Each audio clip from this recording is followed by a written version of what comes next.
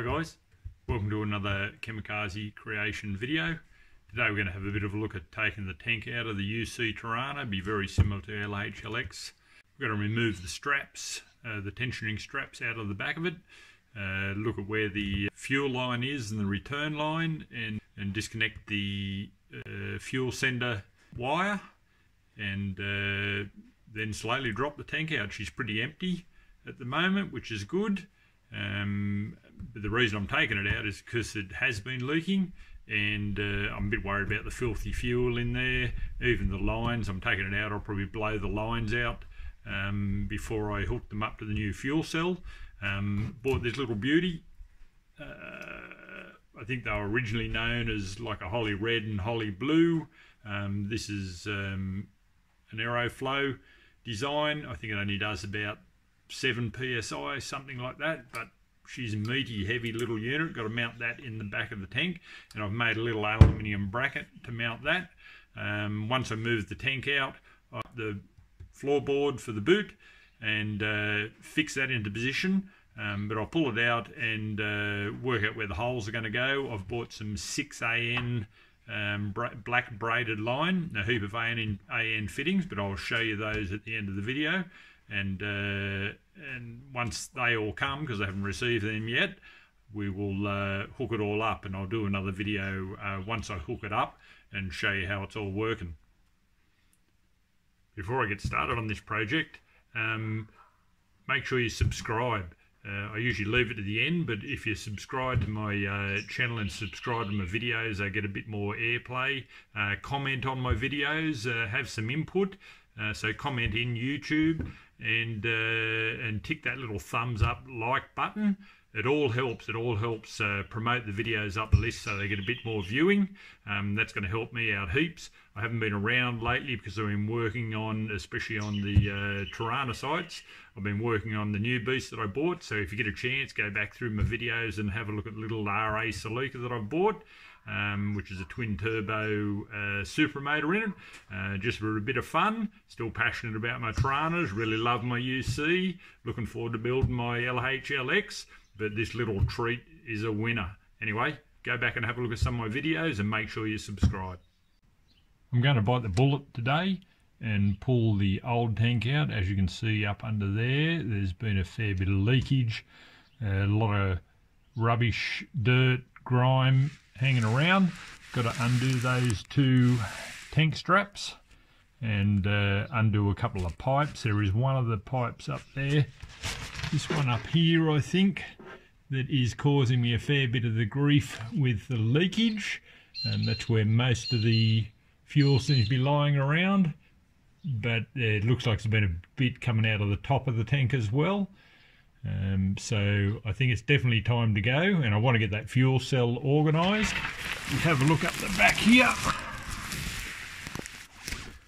We've got a few lines to take off up the back, as well as the sender unit for the fuel levels. But anyway, I'll get into it and start pulling it out.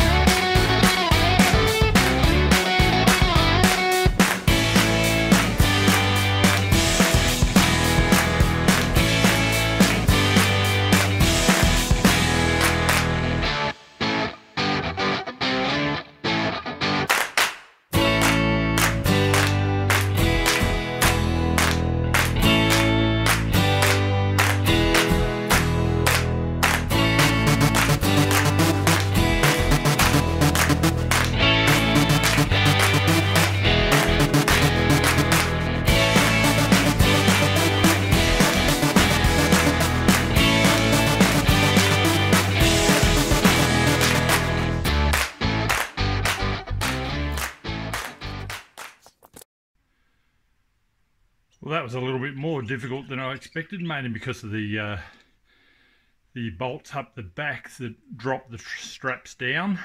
to loosen the tension off, and they pull in at the front. So this is my tank as it's come out, and most of what you can see there isn't rust. It's actually it's been leaking out some pipe somewhere, and it's just dust packed onto fuel. So I reckon the tank would clean up okay, but I'm going with that fuel cell that you've seen me putting in. So I'll have a look at this tank and see it's okay, and there might be someone out there that wants it if it is okay, but it's out for starters.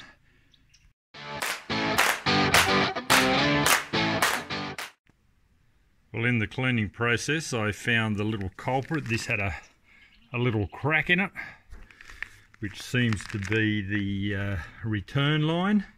So I'd say when I was filling the tank right up, she was pouring out that and running down this channel, because I'd noticed it coming out the back. But that's probably been the problem, just that little return line been damaged. But anyway, this tank's here. If anyone sees this video and is thinking about they want it, it'll probably be reasonably good condition, I'd say. The top of it looks quite shiny when you start cleaning her up, so she hasn't got a lot of corrosion in there. But I'm going with this. So I've still got to pull everything back out again. I'm going to seal the timber in underneath via Schultz's suggestion. So take it out, paint it up, seal all the timber so it's got a little bit more waterproofness, even though I have replaced the boot seal because it was leaking very badly. So I've replaced that boot seal and it's a lot tighter. But I'll seal that bit of timber in there, and then I'm going to fasten the timber down to the boot. I just didn't want to do that and screw into the top of the tank previously. So that's where I'm at. They're the little brackets that those straps go in.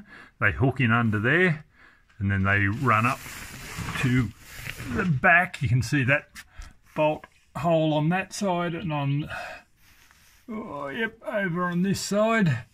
That's where the tensioning bolt goes up into, but she looks a lot nice and tidy without the tank in there, and for working on the diff in the future, it's a great solution. So without that tank in there, she's plenty clear. Really good access to the suspension and the underside of the boot, which is quite nice, considering I'm going to do the diff eventually. But it's a lot tidy without that tank in there. I must admit, I might make a little false drop tank out of aluminium and bolt it up there just to tidy the look up from the rear end. I bought a 6AN braided line kit to fit the fuel cell up to the car. The tank has two 8AN and two 10AN outlets. I bought two 8 to 6 nipples and one 10 to 6 nipple, and I've also bought one plug, and I bought a rollover one-way valve, which will be my overflow valve. I've also bought some 6AN to 3/8 NPT fittings that will fit the braided line up to the fuel pump. So we'll see how it goes when it's all fitted.